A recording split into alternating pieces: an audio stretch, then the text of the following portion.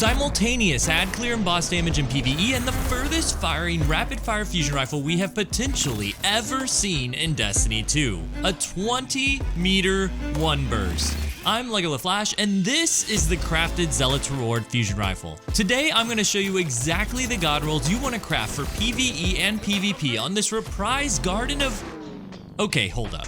That's how one of my videos would usually start, and despite how YouTuber-y all my production is, the titles, the thumbnails, those who follow me know I really do put the Destiny research into everything I say. I test it, I stand by it, and I'll even come back to it if I'm wrong. So when after just releasing a video about a new S-tier fusion rifle, I stopped this Zealot's Reward intro to tell you something I have never said before in the history of my time in Destiny, you can believe it. Here it is. Zealot's Reward is doing things that are so outside the normal range of rapid-fire fusions with so much accuracy from these perks that you can easily acquire thanks to crafting. I believe it is 100% going to get nerfed. Probably closing time on special weapons, period, but on Zealot's Reward in particular, it breaks the need to use other archetypes. Mostly, we'll get into it. And the separation in frames of fusion rifles is something Bungie had balanced really well in the past year or so. Now, the intro remains true. I'm going to show you how to craft it. This thing will be crazy for a while, but to be clear, I'm not asking for nerfs, nor have I ever in any meta. I just want to emphasize that you can absolutely expect a nerf to happen. To put this in context, I'm hitting 20-meter shots consistently in both private testing and real matches. I can hit a slightly further shot with my 100 range Burden of Guilt, but I couldn't do it nearly as consistently. I'm even hearing from diehard Glacioclasm fans that they're setting down their high-impact fusions for this crafted Zealot's Reward. And we've got more fusions with these perks with more range, aim assist, and power on the way. What I'm saying is, we're in a season of fusion rifles, just everyone hasn't caught on yet. So what is going on with Zealot's Reward? How are we hitting these shots, and how exactly should you craft it? As always, we'll start with the stats. Zealot's Reward is a rapid fire frame, so it just intrinsically has higher handling and reload speeds than the other slower firing fusion rifles. Hold on to that key idea for when we get to the perks later, but outside those stats, by all outward appearances, Zealot should not feel as good as it does. The thing is, it's been this way for a while. So much so that the fusion rifle community is torn between thinking it's just great visual and sound design making us feel like it's better than it is, to many believing there is some secret Bungie sauce hidden in the code none of the devs have found yet. Either way, that original feeling is here on the crafted version. Despite lower range and stability than both scatter signal and iterative loop, and despite 23 less aim assist than Cartesian coordinate, Zealot's Reward is just easy to use no matter how you set it up in the barrel, mag, and masterwork. Out of any weapon in Destiny 2, it is the single one that has the most mystery behind how it feels versus what the stats say. I'll of course tell you the best way to set it up at the end, but I've run around with no range perks, no recoil perks, and just mediocre rolls in general and still rolled through lobbies in the competitive playlist. I'm of the personal opinion that it's sound design and visual aesthetics that make it feel this way, but let me know what you think in the comments. Now, I can tell you definitively what is breaking this fusion's boundaries between archetypes, and it all lies within the perk pool. I want to start with PvE here since I had quite a few PvE players say they thought this fusion could be the best new PvE fusion, and I found that hard to believe with fusions like Scatter Signal and the Aramite around for boss damage, and even the new Gravitic Arrest for weakening and energy regen, but I have to say, Zealot's Reward has something pretty unique here.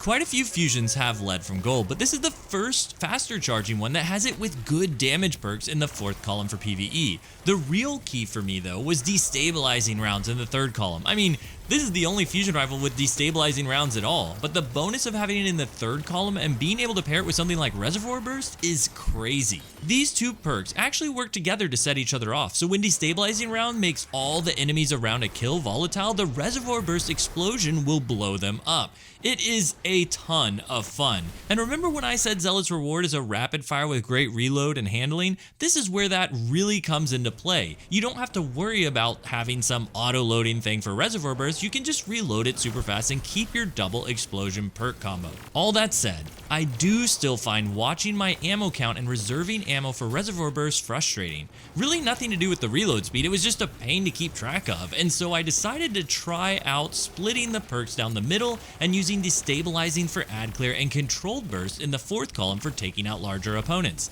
This felt incredible. It became a Swiss Army knife fusion for any occasion, and I didn't have to stay so focused on what my ammo was doing. I have to say I was pretty disappointed by a few other PvE options, specifically attrition orbs and control burst. That just sounded like awesome synergy: dump mag, get extra charge time and damage, and generate some orbs. The problem was you only generate like one single orb for dumping your entire special ammo mag out, and it didn't seem worth it given the other great perks in that column. I was also disappointed that destabilizing rounds did not set off one for all. Destabilizing rounds is a void subclass damage verb, so it does not seem to count for weapon damage. That would have been so awesome, so major bummer. One thing that was a nice bump in PvE was the new Garden of Salvation origin trait, Photo Inhibition. This one gives you a 34.3% increase against combatants with shields, and I definitely felt the difference here or there. It's not under over levels, which is crazy strong, but it does disorient enemies after the shield break, and if it's a matching element, it disorients enemies around them too. Also, Photo Inhibition does work in PvP, so let's swap over to the PvP perks and all the wild stuff there. In PvP, the Garden's origin trait, Photo Inhibition, works against Warlock Rifts, Overshields, and Woven Mail, but it does not work against Frost Armor. Fortunately, Frost Armor isn't that strong, and none of that is really a problem. That said, this is one area where Zealot's Reward will not be replacing my Scatter Signal with Under Over. Yes, they are both buffed in the same situation, but Scatter Signal's 20% damage boost from Under Over is more significant than the origin trait buff with Photo Inhibition. Photo Inhibition doesn't give the same buff that it gives in PvE, it's just a very slight damage increase. So, 5 bolting warlocks and their overshield rift still belongs to Scatter Signal. Everything outside of that though belongs to Zealots, thanks to 2 perks in particular. You guessed it, no mystery here, Under Pressure and Closing Time is an insane combo. We do have more concrete numbers than we had for Gravitic Arrest Dungeon Fusion though. My tests were a good ball perk, but the folks at D2 Foundry are now showing plus 10 to plus 20 range for closing time with -5 to -10% accuracy cone size. I had it maxed out at 25 range and 12% accuracy cone size, so a bit off there, but if you still want to hit those numbers, I recommend you enhance these perks because you'll absolutely get a better accuracy cone size, although I believe just from Under Pressure, I can't say for certain yet, and absolutely get more range than the plus 20 on closing time because I couldn't hit the 20 meter one burst until I enhanced closing time on Zealot's Reward. I had 2 exact same crafted Zealot's Reward, except one was enhanced and one wasn't, so that I could stand in the exact same location and see the differences. So putting all this together, for the combo of enhanced Under Pressure and closing time in PvP, you end up with an accuracy cone size that gets close to original unnerfed Under Pressure levels of accuracy with a max range of about 88 by the last bolt, allowing you to hit 20 meter one bursts with extreme accuracy. Now, is everyone that accurate is really the question for these god rolls. I'll start with my specific PvP god roll for crafting Zealot's Reward, and then what I think most players are going to end up wanting. For me, I'm going all out. I'm breaking everything I can with a range masterwork, full bore for the barrel, projection fuse, enhanced Under Pressure, and enhanced closing time with a ballistics weapon mod for the plus 6 more range on top of that. I'm even throwing in as many helmet void targeting mods as I can on my armor because every ounce is going to help hit those deep range shots. I was mind blown with how easily I continued to land shots that fast charging rapid fire fusions have no business hitting. My favorite clip I had is one where I saw a guy about 20 meters away and thought to myself, I mean, that's surely out of range, but I haven't really hit the limit yet, so let's just see what happens. That was the first draw drop moment for me. The fact that I did it on my first try on such a deep range shot and it was that easy. The second jaw drop moment for me was one I've talked about several times already when I tested against my 100 range Burden of Guilt and it took me several attempts to hit the 20 meter shot when I so easily did it multiple times with Zealots. Now, I tried out all the other mods and all the other recoil patterns to be sure because 49 recoil direction is not a good number. What I'll say is that looking back at the clips and knowing which barrels I had on for which shots, I believe extended barrel is probably the best for most players.